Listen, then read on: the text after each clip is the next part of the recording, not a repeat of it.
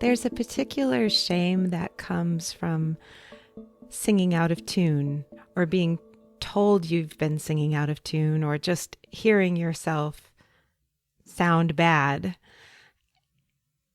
And it's the kind of shame that can make you not want to sing out at all because you don't want other people to hear you. And it can prevent you from joining a chorus, auditioning for something, or probably even more importantly, getting help. Because if you sing out of tune and then you go to a voice lesson and the voice teacher hears you sing out of tune, well, then they might tell you that you really shouldn't be singing. And you don't want to hear that because you really love singing. This is a real fear. This is a real thing. I've made a video training with some really simple exercises that will help you sound better. You can do them on your own. You can do them when nobody else is home to hear you. Not all of them even require you to make a lot of noise. But if you do them, if you make a habit of them, if you make a practice of doing them, you will improve the sound of your voice and you will improve your tunefulness. Because honestly, most singing out of tune comes from bad technique, not because there's something wrong with your brain, you have no talent, God spites you, none of that. Most of singing out of tune is just about how you're using your body. And so I give you exercises you can do in the privacy of your own home and see how they feel, see how they work, and reach out to me and let me know. To get to those exercises, visit my website, mvmusique.com. Right on the homepage, there's a box where you can input your email and I'll send them right to you.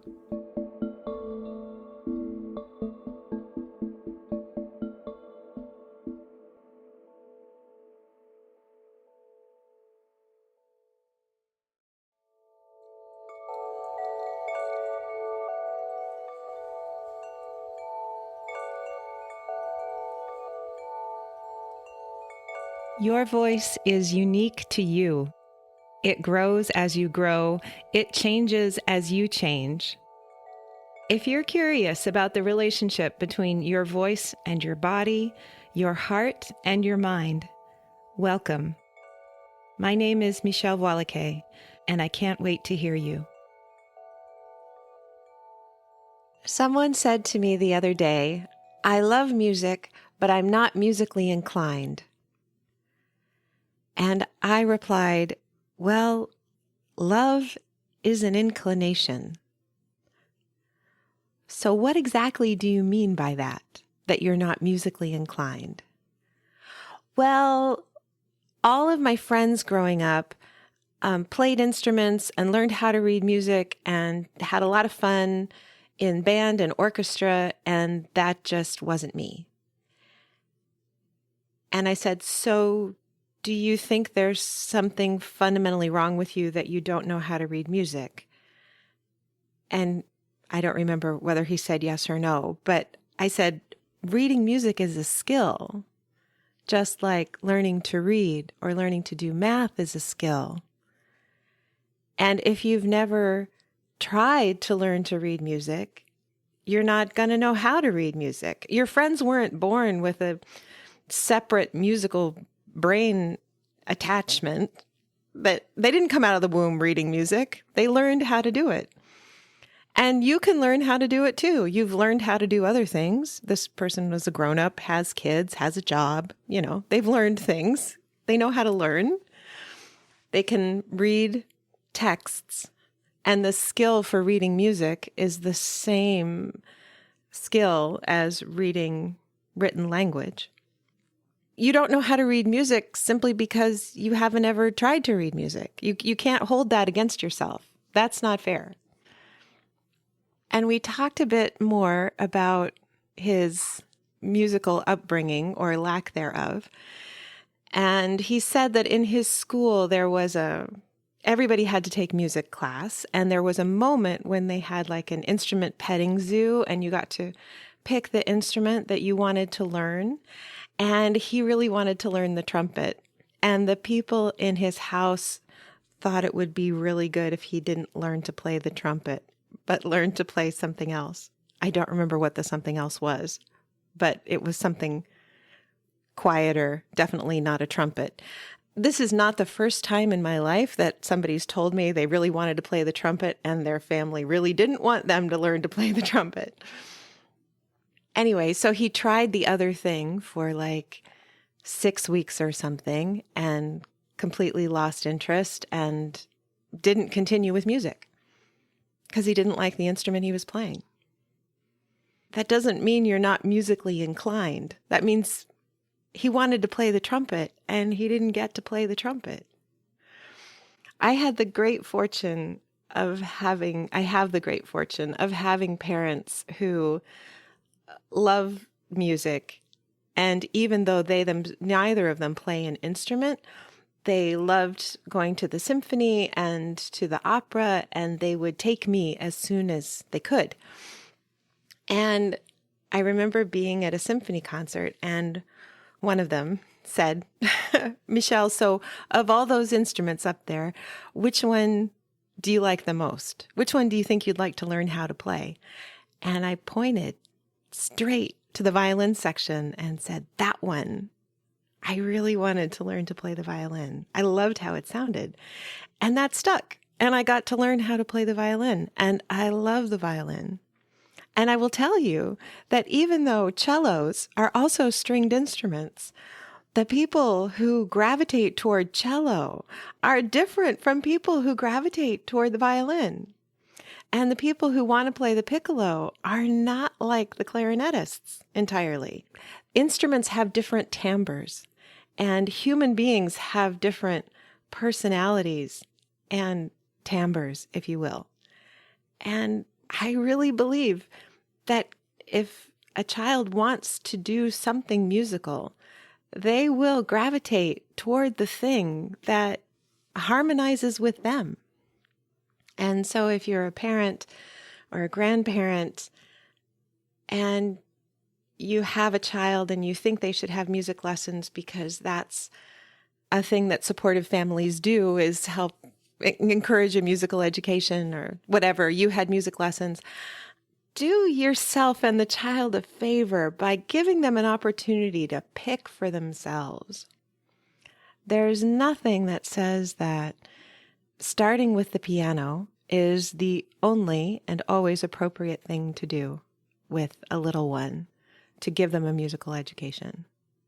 So many of my students were given piano lessons or forced to take piano lessons, depending on, often as they're telling me the story, it's forced to take piano lessons. And they did, and they learned how to read music a little bit, and they hated every minute of it, and they've never gone back to it, and they never want to see a piano again. I'm not sure that did anybody a lot of good. So that's an aside. But back to my conversation with this man, talking about his musical upbringing or lack thereof, and how his friends were with music, who were playing instruments that they liked, and they got really good at it. And I pointed out, yeah, they got really good at it, probably because they liked what they were doing. We practice when we like what we're doing. If you're not interested in the instrument or the song or the thing, whatever the thing is that you need to practice, if you're ambivalent about it, you're not going to practice. But if you love it, if you're jazzed up by it, if it excites you, it's hard, but you really want to make progress, you really want to do it, you will practice and you will get better because you're doing the thing that you love. And while this isn't true with everything, right? You can't hope to love balancing your checkbook. Or does anybody have a checkbook anymore? You might not love keeping track of your finances, like monitoring your credit score or making sure you've got money in the bank, right? You might not love doing that, but you do need to learn how to do that to be a successful person in 21st century America. That's something that you you need to practice to get good at, and the practice, you might not enjoy very much. But other things like picking up a new sport or a musical instrument or learning a song or memorizing a poem.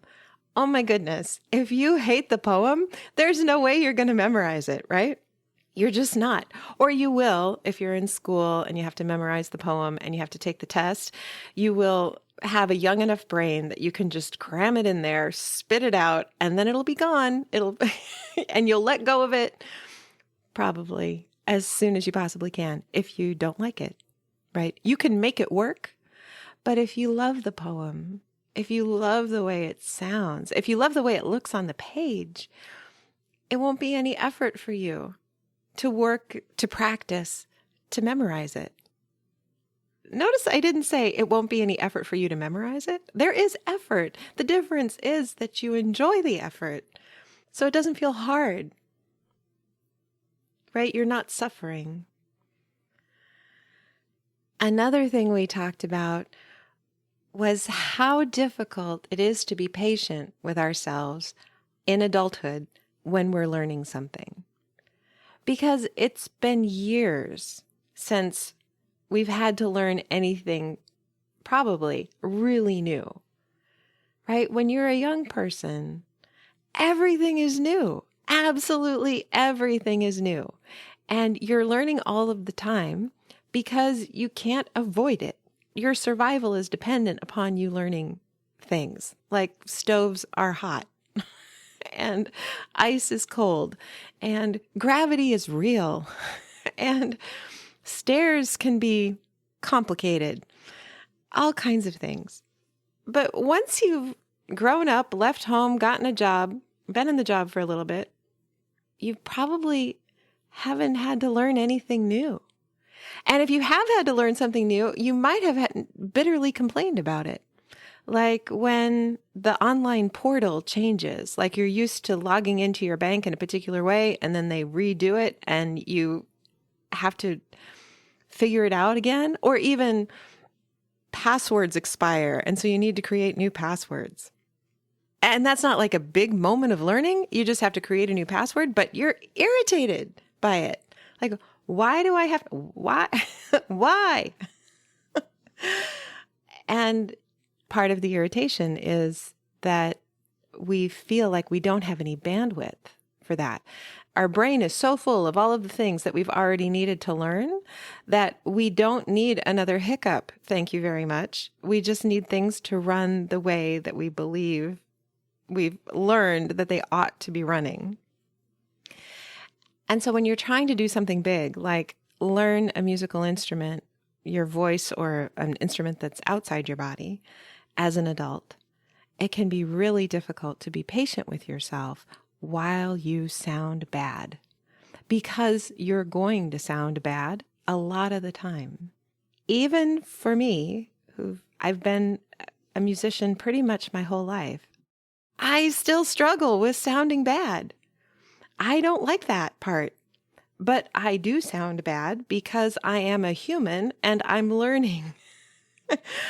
When you're a musician, you don't ever get to stop learning. Oh, this was a great conversation that I had with another singer and teacher about deciding to become a musician is really committing yourself to being a lifelong learner. Because what musicians do is they learn music, and we're always learning new music. And so the best thing you can do for yourself is to figure out how you learn and to get better at learning, because basically being a musician is learning. You're learning all the time. Such a helpful frame. So if you've been in a kind of career or in a kind of life where you are not learning all the time, when you step into a learning environment, it's going to be painful. I mean, psychologically painful. And it's just important to give yourself grace, to hold yourself gently, to know that you're going to be frustrated. Frustration is normal. And hopefully to have a teacher or other kind of support system around you to help you make it through. Because if you persist, you will sound less bad. You will even sound good. But you won't sound good if you don't let yourself sound bad. That's just one of the drags of being a person. I wish I could fix that for you and for me. I wish we could just open our mouths and have it come out perfectly, but it just doesn't.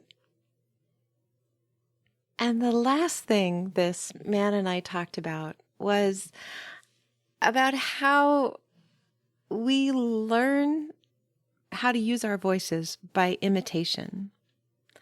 And so if you grow up in a family where people are singing, you're going to learn how to sing because you're going to imitate the people around you.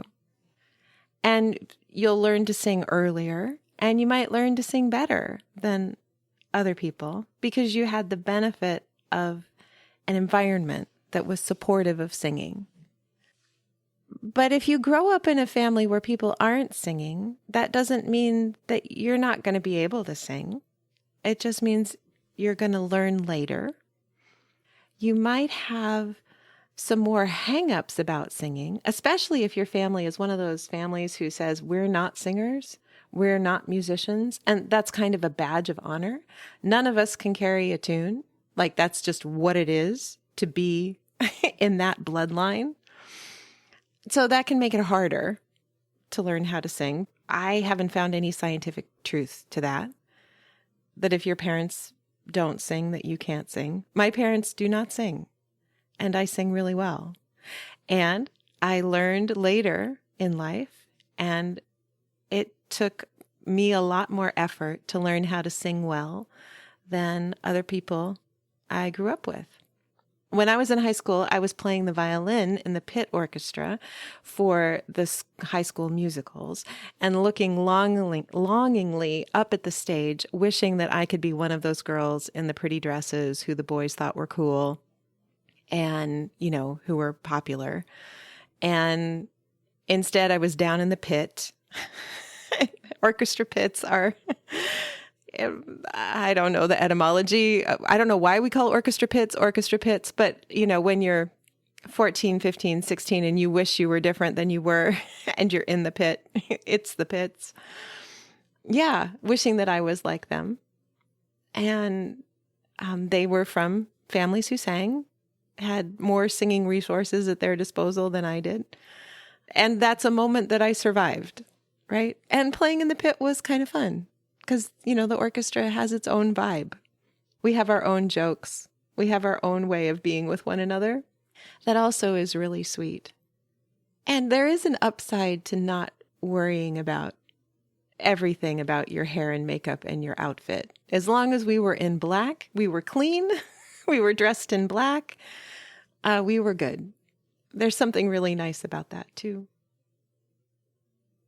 And I guess this gets to giving yourself grace and space to learn, is to acknowledge that when you decide to take on a project, to pick up an instrument, to bring more music into your life, to learn a new song, take on a new identity or an expanded identity as a creative person, when you decide to do that, you may be very aware that you're doing something that your family doesn't support or doesn't have time for, doesn't want to have anything to do with. And even if you're a grown-up, like you're living on your own, you're paying your own bills, like you don't need the financial support or protection of your parents anymore, stepping outside of the family groove can be hard. Even if you're even later in life and your parents are gone, it can be hard to step outside that family groove.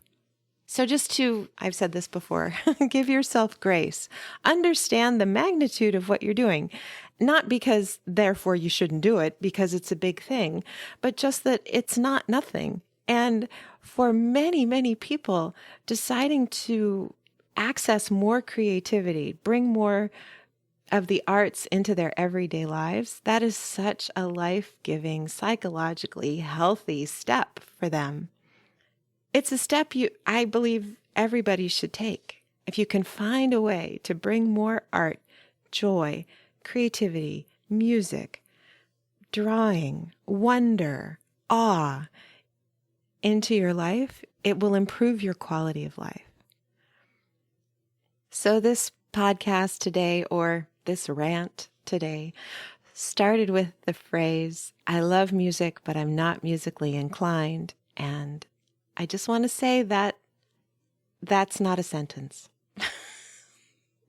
Love is an inclination.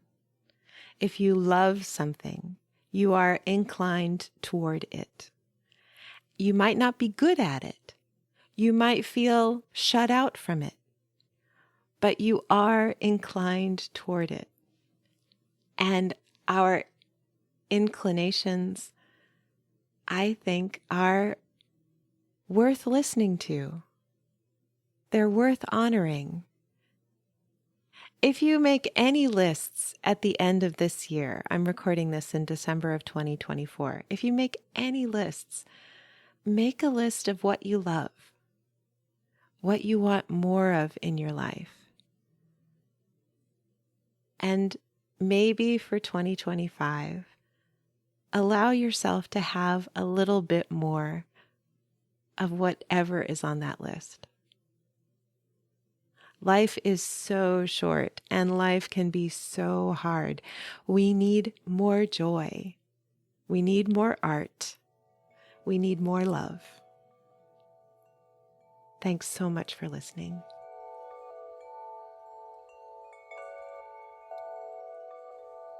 If you enjoyed today's episode, please rate and review on Apple Podcasts or wherever you listen. Every positive review helps new people find the show. Subscribing ensures you'll learn about new episodes as soon as they come out. If you have a question about singing or speaking or being, please send me an email at letters@mvmusique.com. That's letters at M as in Mary, V as in Victor, MUSIK.com. Transcripts and show notes are available on my website. You can subscribe to my newsletter there too. Can't Wait to Hear You is produced in conjunction with Particulate Media. I'm your host, Michèle Voillequé. I can't wait to hear you.